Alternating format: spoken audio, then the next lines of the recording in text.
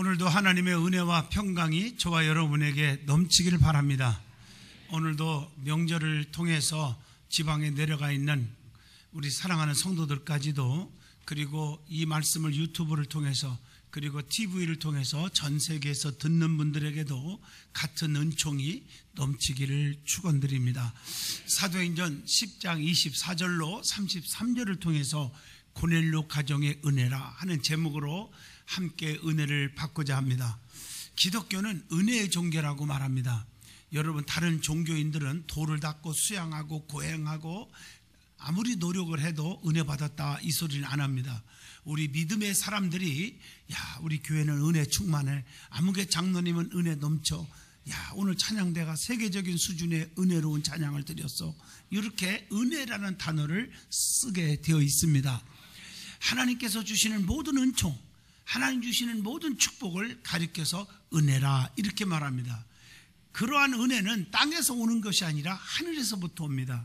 그래서 우리의 소망이 땅에 있지 않고 오직 하늘에 있는지라, 우리의 시민권도 땅에 있는 것이 아니라 하늘에 있다고 그랬어요. 그래서 히브리서 12장 2절, 믿음의 주요 또 온전케 하신 이인 예수를 바라보자. 그는 그 앞에서 기쁨을 위하여 십자가를 참으사 부끄러움을 개의치 아니하시더니 하나님 보좌 우편에 앉으셨느니라, 이렇게 성경은 말씀하고 계십니다.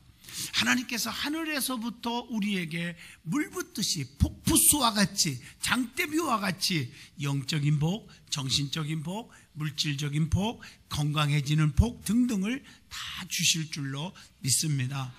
내가 잘났고 내가 노력해서 복이 오는 게 아닙니다. 스가랴 4장 6절 말씀처럼 힘으로 안 되고 능으로 안 됩니다. 오직 여호와의 신으로만 되는 줄로 믿습니다. 이게 겸손의 믿음이고 은혜입니다. 여러분, 이 모든 복을 다 누릴 수 있는 은혜로운 삶이 여러분 삶 속에 임하기를 바랍니다. 그래서 은혜가 임할 때만 우리의 삶이 행복해지는 거예요. 먼저 내 심령에 은혜가 넘쳐야 하고, 내 가정에, 내 교회에, 그리고 내 민족 속에 하나님의 은혜가 임해야 합니다. 하나님께서는 우리들에게 은혜를 넘치게 주시는 분이에요. 그래서 고린도후서 9장 8절, 하나님이 능히 모든 은혜를 너희에게 넘치게 하시나니 이는 너희로 모든 일에 항상 모든 것이 넉넉하여 모든 착한 일을 넘치게 하게 하려 하심이라 말씀하고 계신 겁니다. 여러분, 구약에서는 은혜를 두 가지 단어를 많이 써요. 헨, 라하멘. 그런데 이 은혜라고 하는 말, Amazing Grace, 놀라운 은혜 그러잖아요. 하나님이 놀랍게 깜짝깜짝 놀랄 만한 축복을 주시는데, 이 히브리 말로 구약 성경 헨이라는 단어는 은총을 말하는데, 받을 만한 자격이 없는 자에게 하나님께서 긍휼을 베푸시고 사랑을 베풀어 주시는 은총을 말할 때 사용하는 단어입니다. 출애굽기 33장 13절에도 기록되어 있죠. 헤세드라고 하는 단어가 있어요. 이 말은 하나님께서 자기 백성들에게 체결해 주신 언약, 혹은 그 언약과 관련되어 있는데 인자 혹은 자비, 이런 뜻으로 번역해 있습니다. 신명기 7장 12절에 나오는 단어지요. 그리고 우리가 신약성경 헬라 언어를 보면 많이 쓰는 용어 가운데 카리스 하는 말은 희락입니다. 기쁨입니다. 기쁨이라는 뜻이에요. 이 모든 단어를 통틀어서 설명을 하면 하나님께서 저와 여러분들을 위하여, 이 말이에요. 하나님께서 우리를 위하신다, 그런 뜻입니다. 우리가 거역함에도 불구하고, 죄인 중에 괴수 같은 자임에도 불구하고 하나님께서는 우리를 용서하시고 덮어주시고 사랑하시고 실제적인 행동으로 우리를 보호하시고 지켜주시는, 그것이 바로 축복인 줄로 믿습니다. 이러한 은혜가 오늘 본문에 보면 고넬료의 가정에 임했다는 사실이에요. 오늘 본문을 중심으로 고넬료의 가정의 은혜라 하는 제목을 그래서 정한 겁니다. 여러분 잘 아시는 대로 고넬료가 어떤 사람입니까? 첫째, 백부장입니다. 그는 이방인입니다. 권세가 있어요, 백부장이요. 그런데 그는 중요한 것은 사도행전 10장 1절로 2절을 보면 경건하고 하나님을 경외하는 사람이었다고 했습니다. 여러분, 경건한 고넬료, 이 경건하여 하는 단어를 보면 유세베스라고 하는 헬라 단어가 있는데 이 말의 뜻은 워십이에요. 예배하다 하는 동사에서 나온 말이에요. 좋은 예배를 드린다고 하는 뜻으로 말하고 있어요. 하나님께 연락되는 참된 예배를 드리는 것이 곧 경건입니다. 우리의 삶이 변화되고 우리의 속성이 달라지고 거듭나는 것은 예배를 통해서 이루어지는 거예요. 고넬료는 모든 세상 풍속을 멀리했고 하나님께 참 예배를 드리는데 아주 힘쓴 자였음을 알 수가 있어요. 하나님 앞에 경건하게 예배를 드리는 자체가 우리의 삶이 경건한 삶을 살게 해주는 줄로 믿습니다. 그러면 경건한 자의 특징이 뭘까? 나 경건해요. 말로 하는 게 아니라 특징이 있어요. 사도행전 17장 4절 보면 말씀의 권함을 받을 줄 알아요. 요한복음 9장 31절 하나님 뜻대로 살려고 해요. 누가복음 2장 25절 성령님이 함께 하셔요. 경건케 사는 자는. 그래서 하나님께서 지명하여 택해 주셨다고 시편 4편 3절에 그렇게 말했어요. 경건한 자에게 주시는 하나님의 은혜가 있습니다. 그게 뭘까? 디모데전서 4장 8절 보면 범사에 유익하고 금생과 내생의 축복의 약속이 있다고 했습니다. 그리고 베드로후서 2장 9절 어떤 시험이 와도 하나님이 심판날까지 지키신다. 시험에서 건져주신다고 했어요. 그리고 시편 32편 6절에 보니까 홍수가 범람할지라도 그에게는 미치지 못하게 하리라. 어떤 환난이 오고 죽음이 와도 하나님은 자기 백성들을 건져주신다. 그게 은혜인 줄로 믿습니다. 그런데 중요한 것은 경건하게 살고자 하는 자에게는 축복으로 오는 게 또 있어요. 디모데후서 3장 12절 그리스도 예수 안에서 경건하게 살고자 하는 자는 박해를 받으리라. 핍박이 온다는 거예요. 경건한 자에게 주시는 하나님의 은혜가 있다 그 말이에요. 환난과 핍박을 받는 것은 그게 감사할 일인 줄로 믿습니다. 예수님 때문에 십자가를 짓는 것, 그건 면류관인 줄로 믿습니다. 그리고 고넬료는 하나님을 경외했다고 오늘 사도행전 10장 2절에 말하는데 온 가족이 함께 하나님을 섬겼다 그 말이에요. 하나님을 제대로 섬기면 하나님을 두려워할 줄 압니다. 믿음이 생길 줄로 믿습니다. 그리고 고넬료가 누구냐 하고 물어보면 두 번째, 백성들을 많이 구제했다고 했습니다. 그게 사도행전 10장 2절의 말씀입니다. 백성들을 많이 구제했다는 말은 사랑이 넘치는 사람이었다는 얘기입니다. 여러분, 구제 아무거나 하는 게 아니에요. 사랑이 넘쳐야 돼요. 뭐 물질이 많다고 해서 구제하는 게 아니더라고요. 제가 목회하면서 보면 남을 섬기고 도와주고 구제하고 그렇게 하는 사람들 보면 재물이 많아서 하는 게 아니더라고요. 믿음으로 하는 거지. 하나님을 사랑하고 하나님의 은혜에 너무 감사해서 그리고 이웃을 돌아보게 되는 거죠. 백성들을 많이 구제했다는 말은 믿음과 사랑이 넘치는 사람이었다 그 말이에요. 그래서 마태복음 19장 21절에 구제는 온전해지는 방법이 있어요. 우리가 온전해지려면 남을 돕는 사람이 되라. 여러분, 구제를 하면 인간적인 계산에 의하면 물질이 나가는 것 같고 손해보는 것 같은데 아니에요. 성경에 보면 주면 후히 주시고 눌러 흔들어 내가 넘치게 안겨주시리라. 마태복음 19장 31절 보면 하늘에서도 보화가 내게 있으리라. 이렇게 말씀하고 계세요. 손해볼 일이 아니에요. 그래서 구제는 어떻게 하느냐? 자랑하면 안 돼요.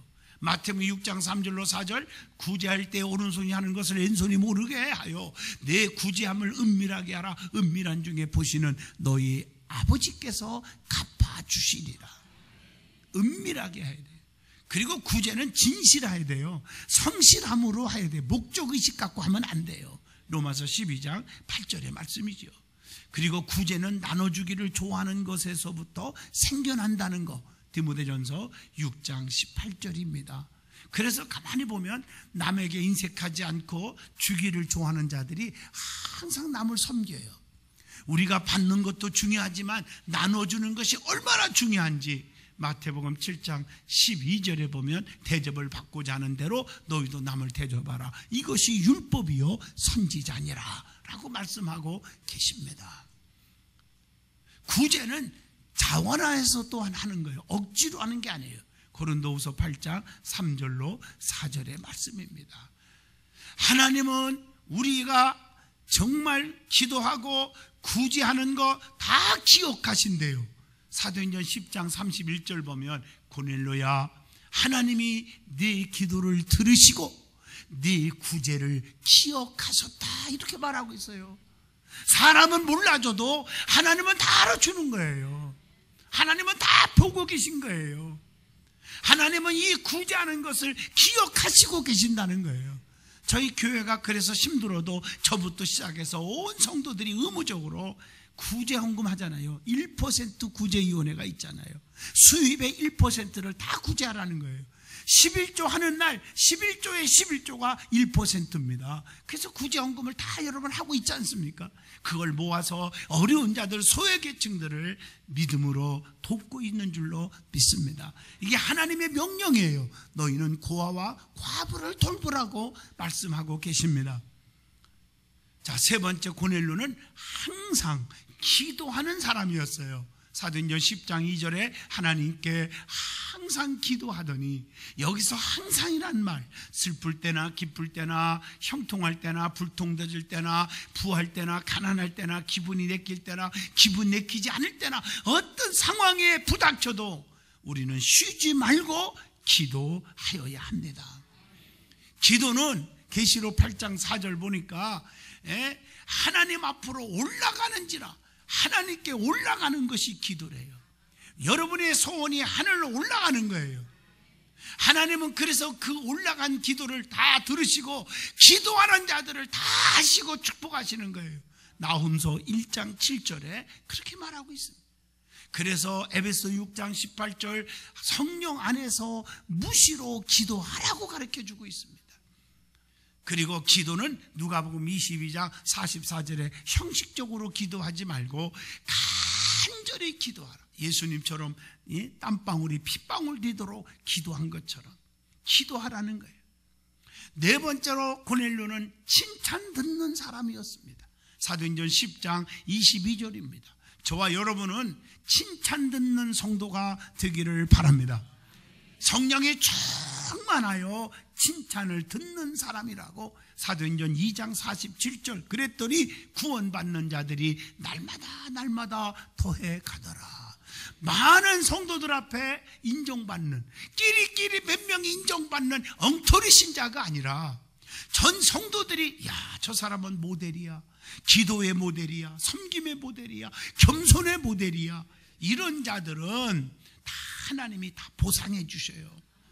그런 자들이 믿음 있는 사람입니다. 오늘 저와 여러분은 하나님 앞에서 사람 앞에서 칭찬 들을 수 있는 모범적인 삶을 살아서 여러분 때문에 구원받는 자들이 날마다 더해가는 전도의 길이 확 열려지기를 주의 이름으로 축복합니다. 성도는 하나님과 성도들에게 인정받을 줄 알아야 돼요. 칭찬 들을 수 있어야 됩니다. 다섯 번째로 고넬료는 주의 종을 청하여 예배하는 자였습니다. 사도행전 10장 7절로 8절입니다. 그 당시에 고넬료는 이방인이지만 백부장이에요. 권세가 있는 자예요. 그러나 베드로는 어부 출신이에요. 그러나 하나님이 주의 종으로 세웠거든요. 그를 청했어요.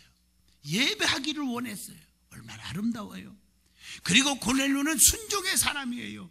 천사들의 음성을 듣고 주의 종 베드로를 즉각적으로 청했던 순종의 사람이에요. 여러분, 순종이 참 중요하잖아요. 사무엘상 15장 22절 순종이 제사보다 낫고 듣는 것이 수양의 기름보다 나으니. 성경을 보면 엄청난 기적은 다 순종할 때 일어났고 하나님의 사랑을 받은 사람들은 다 순종할 때 사랑받았어요. 아브라함이 왜 하나님의 사랑을 받았고 믿음의 조상 복의 근원이 되었을까요? 하나님이 갈대우를 떠나라. 하나님이 원치 않는 우상이 득실거리는 곳 정들었지만 떠날 줄 아는 순종.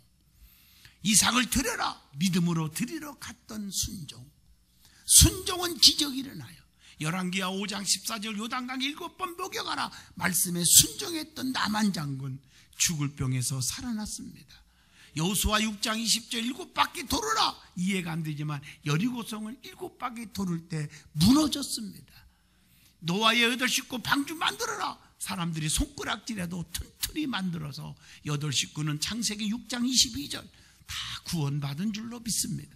롯과 두 딸은 소알 땅으로 나오라. 믿음으로 나왔을 때 소돔 고모라 성의 유황불 심판에서 구원받았음을 창세기 19장 17절을 통해서 알 수가 있습니다. 여러분, 고넬료는 순종의 사람, 믿음의 사람이었습니다. 그렇기 때문에 성령 충만한 대표적인 가정의 축복을 누리게 된 줄로 믿습니다. 구정을 맞이해서 새해 고넬료의 가정에 임한 축복을 여러분 다 받으시기를 축복합니다. 그러면 이 고넬료의 가정에 어떻게 해서 은혜가 임했는지 한번 그 비결을 한번 찾아보겠습니다. 첫째로 고넬료는 친척과 친구들을 모아서 은혜를 사모하고 기다렸다는 것. 본문 24절입니다. 주의 종이 오기까지 친척과 친구들을 다 모아놨어요. 나 혼자 말씀 듣겠다고, 나 혼자 은혜 받겠다고 하지 않았다는 사실입니다. 이것을 보면 고넬료는 열심히 있는 전도자였다는 것. 이제 행복축제, 이제 선포식 다음 주에 있고 3월 26일 날 전교인들이 다 초청하는 날입니다. 여러분, 우리는 생명을 귀하게 여기는 자가 돼야 돼요. 전도는 왜 해야 합니까? 사도행전 1장 8절, 마가복음 16장 15절. 하나님의, 주님의 명령이기 때문에 해야 되는 거예요. 하나님이 기뻐하시는 일이고 사명이기 때문에 해야 되는 거예요. 누가복음 15장 7절입니다. 전하지 않으면, 복음을 전하지 않으면 내게 화가 임하기 때문에 고린도전서 9장 16절 전도해야 되는 겁니다. 우리는 복음의 빚진 자예요. 빚을 갚아야 되기 때문에 로마서 1장 14절의 말씀입니다. 그러면 시편 126편 6절에 울며 씨를 뿌리러 나가는 자는 반드시 기쁨으로 그 곡식단을 가지고 돌아오리라. 많은 열매가 있기 때문에 전도를 하는 것입니다. 그러면 다니엘서 12장 3절 옳은 대로 인도하는 자는 별과 같이 영원토록 빛나리라. 면류관이 빛나기를 축원합니다. 그래서 복음의 증인은 각오가 있어야 돼. 어떤 각오? 이런 각오가 없이는 열매가 없어요. 사도행전 21장 13절 죽을 각오를 하고 생명을 전해야 돼. 복음을 전해야 돼. 고난을 받을 각오를 해야 돼. 로마서 8장 17절. 진정으로 믿음의 사람들은 주를 위하여 죽을 각오, 핍박받을 각오, 고난을 받을 각오를 해야 된다는 것이, 이곳이 바른 전도자들의 바른 자세인 줄로 믿습니다. 전도하는 데는 반드시 지침이 있어요. 그것을 5가지라고 해서 5M이라고 하죠. 첫째, 맨, 사람이에요. 전도의 대상이 있어야 돼. 반드시 기도하면서 대상을 찾아야 돼. 그리고 메시지입니다. 전도의 포인트, 말씀, 내용이 있어야 돼요. 예수가 누구인지 내용을 알아야 돼요. 그 다음에 메소드, 방법입니다. 성령의 이끌림 받아서 해야 돼요. 내 심 갖고는 안 돼요. 기도해서 성령의 이끌림 받아 해야 됩니다. 그리고요, 미팅입니다. 접촉해야 돼요. 사랑으로 만나야 돼요. 어떤 동기를 만들어서라도 만나야 돼요. 그리고 마지막 머니입니다. 경제지요. 준비가 돼야 돼. 그래서 우리가 선물도 사다 드리면서 전도하는 줄로 믿습니다. 어떻게 전도해야 하는 방법이 있다는 거예요. 5가지 지침을 가지고 나아가서 전도하는데 몇 가지 방법이 있습니다. 그게 뭘까요? 마태복음 28장 19절 입으로 하지 말고 나가서 직접 전해야 됩니다. 그리고 하나님을 의지하고 절대로 두렵거나 떨어서는 안 된다. 잠언서 29장 25절의 말씀입니다. 복음을 절대로 부끄러워해서는 안 돼요. 로마서 1장 16절의 말씀입니다. 어떤 사람은요, 복음을 되게 부끄러워하는 사람이 있어요. 아주 좀 부끄러워.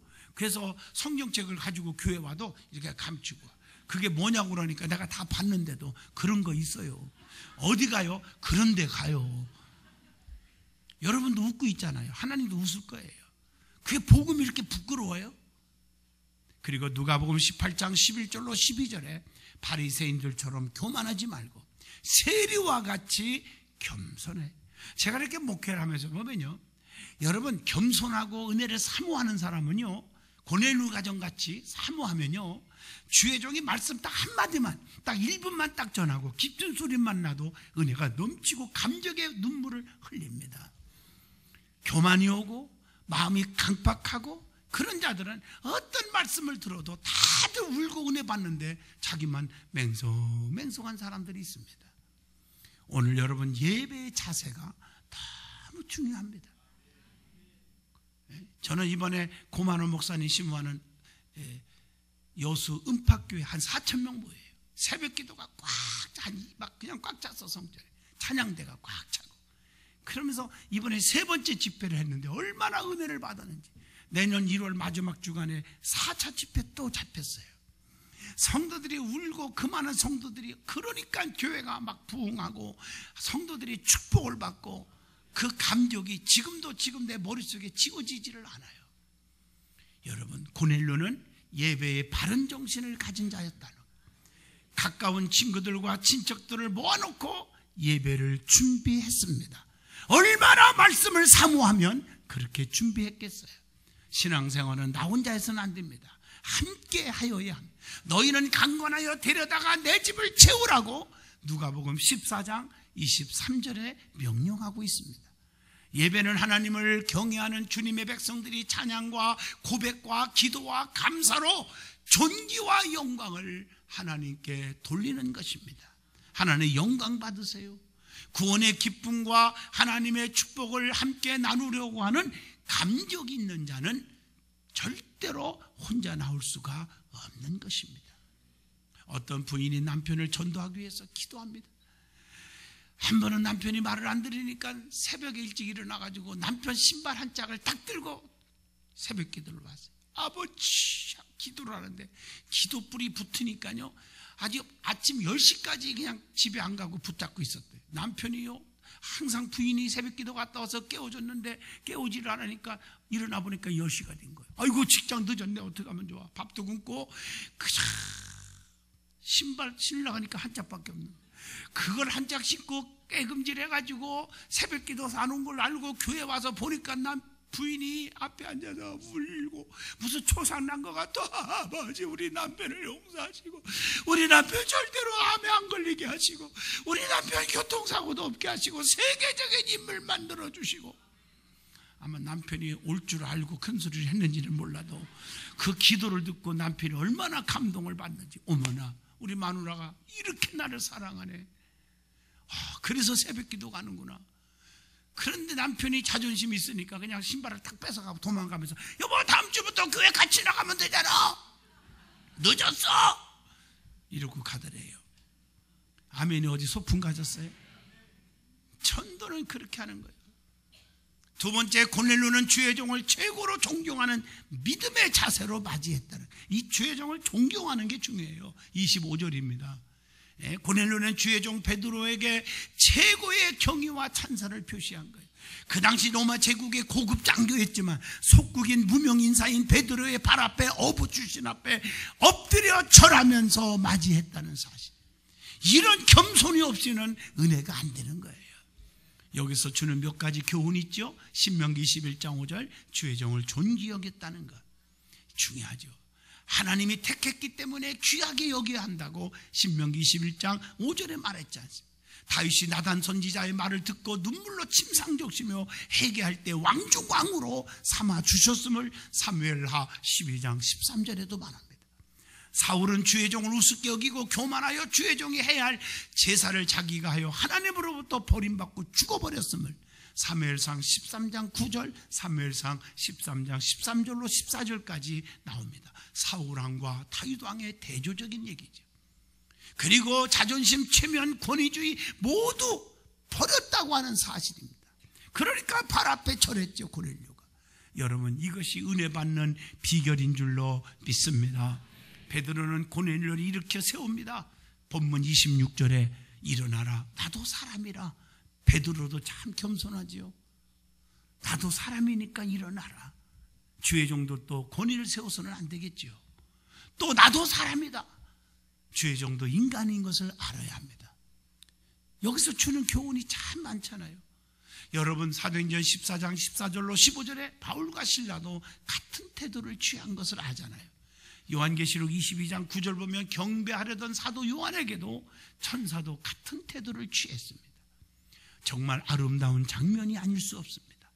성도와 주의 종과의 온유, 사랑, 겸손의 관계가 너무너무 아름다운 줄로 믿습니다. 세 번째, 고넬료는 하나님 앞에서 하나님의 말씀을 듣기를 사모했다고 하는 사실이 33절입니다. 고넬료는 하나님 앞에 있다고 늘 고백합니다. 진지한 태도로 말씀을 듣는 거예요. 내가 하나님 말씀 앞에, 즉 하나님 앞에 서 있습니다. 이런 자세가 바른 자세인 줄로 믿습니다. 고넬료는 베드로를 하나님이 보내주신 사자로 확신하고 그가 말하는 것은 사람의 말이 아니라 하나님의 말씀으로 듣겠다고 하는 바른 겸손의 자세를 가진 거예요. 우리 성도들도 이런 순수한 믿음을 가져야 은혜와 평강, 그리스도의 향기, 그리스도의 축복을 누리게 되는 것입니다. 고넬료는 하나님의 말씀 듣기를 사모했다고 하는 이 33절, 세상적인 지식 상식을 요구하는 것이 아니라 하나님의 말씀을 하나님의 음성으로 듣고자 사모했습니다. 하나님의 말씀은 어떤 역사가 일어납니까? 로마서 10장 17절, 믿음은 들음에서 나며 들음은 그리스도의 말씀으로 남이라. 믿음이 자라요. 얼마나 중요해요. 베드로전서 1장 23절, 거듭나게 해요. 말씀은 에베소 5장 26절, 깨끗하고 거룩하게 만들어지게 해요. 여러분, 그래서 베드로의 말씀을 들을 때 고넬료의 가정에 있던 모든 사람들이 성령의 불세례를 받은 줄로 믿습니다. 이게 사도행전 10장 44절의 말씀입니다. 네 번째, 고넬료는 기도로 준비했습니다. 본문 30절의 말씀입니다. 베드로도 지붕에서 기도했어요. 사도행전 10장 9절. 그리고 30절에 보니까 고넬료도 기도하고 있었어요. 서로 영적으로 통하게 되어서 성도들과 주의 종은 영적으로 교통이 이루어져야 돼요. 목사가 아무리 축복 기도를 해주고 싶어도 기도하지 않는 자에게는 교통이 안 돼요. 오늘 여러분 겸손하고 받을 만한 그릇을 준비하고 교통이 있는 여러분 되시기를 주 이름으로 축원합니다. 그것이 기적이 일어나는 비결이요, 성령의 충만이 나타나는 비결인 줄로 믿습니다. 교통이 중요해요. 말씀을 전하는 자도 말씀을 듣는 자도 모두 다 하나님 앞에 기도하여야 합니다. 기도하면 시험도 물러가고 환난도 멈추고 축복의 기적의 역사만 일어난다고 야고보서 5장 15절로 18절에 약속하고 있습니다. 기도는 세 가지죠. 첫째, 말하는 기도가 있어요. 시편 5편 1절, 나의 심정을 하나님께 말로 하는 거예요. 두 번째, 시편 63편 6절, 묵상하는 기도가 있어요. 또 하나는요, 시편 5편 2절, 부르짖는 기도가 있어요. 기도의 응답의 유형이 있죠. 즉각적인 응답, 신호등으로 말하면 파란불, 출애굽기 9장 33절, 기도하면 즉시 응답받는 게 있어요. 그 다음에 지연되는 응답이 있어요. 시편 22편 1절로 2절, 노란불같이 좀 기다려라. 세 번째, 안 된다, 거절하는 응답이 있어요. 신명기 1장 45절, 빨간불입니다. 그런데 중요한 것은 하나님 앞에 구했는데 구하는 것 주시고 그 이상으로 응답 주는 것도 있어요. 열왕기상 3장 13절입니다. 여러분, 솔로몬이 하나님 앞에 지혜를 구했는데 구하지 아니한 전무후무한 부귀영화를 다 주셨어요. 오늘 이러한 축복이 여러분에게 임하기를 원합니다. 그래서 너희는 그 나라와 그 일을 먼저 구하라. 그리하면 이 모든 것을 더하여 주시리라. 결론입니다. 고넬료의 가정에 은혜가 임한 것은 그냥 임한 것이 아닙니다. 주의 종을 귀하게 여기고 기도로 준비하고 말씀을 사모했고 수많은 가족 친지들을 함께 모아놓고 준비하여 주의 종을 청했을 때 말씀을 전할 때 성령의 역사가 일어났다는 거 기억하시고 고넬료의 가정에 임했던 축복이 저와 여러분에게 임하기를 간절히 축복합니다. 기도합니다.